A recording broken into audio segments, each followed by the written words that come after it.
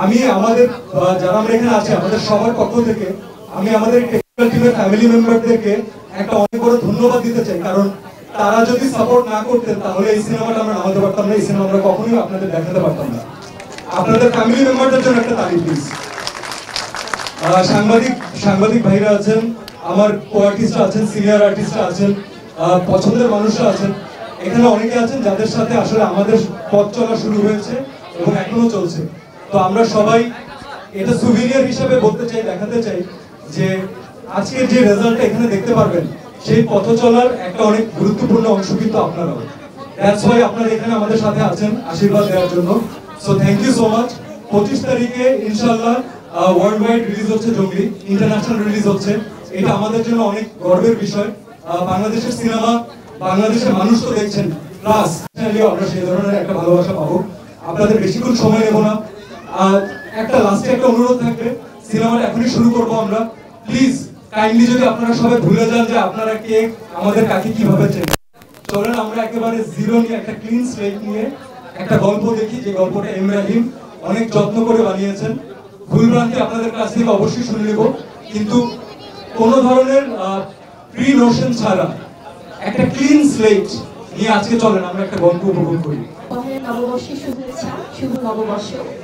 অনেক অনেক ভালোবাসি জানাই যারা আজকে রেসপেক্টেড গেস্ট যারা এসেছে, আপনাদের মূল্যবান সময় বের করে আমাদের জঙ্গলি টিমের জন্য। আর অবশ্যই ধন্যবাদ আমাদের জার্নালিস্ট যারা আছেন, কারণ আপনাদের মাধ্যমে আমাদের জঙ্গলি ছড়িয়ে গিয়েছে দেশের বাইরে।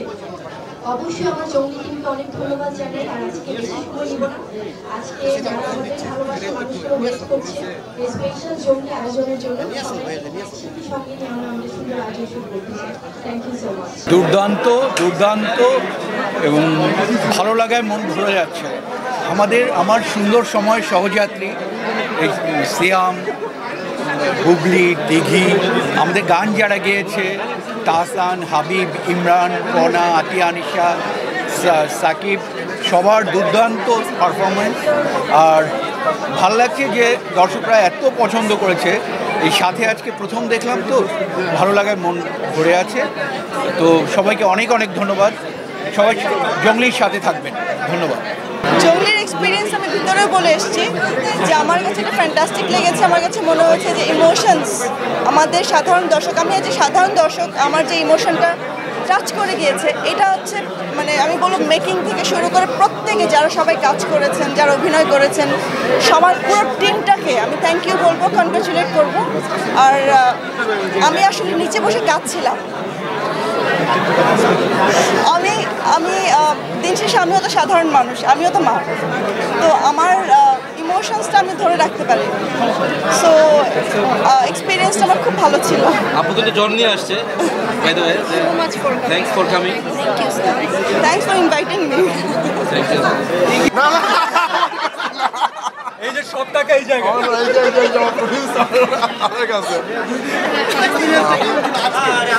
অসম্ভব ভালো লাগছে, সত্যি খুব সুন্দর একটা সিনেমা দেখলাম। অনেকদিন পরে মনে হলো হয় না, মানে দেখতে দেখতে কখন যে ইমোশনাল হয়ে গেছি আসলে বলার মতো না। থ্যাংক ইউ ভাই, অনেক সুন্দর একটা সিনেমা আপনি বানাইছেন, অসম্ভব ভালো লাগছে, খুবই ভালো লাগছে।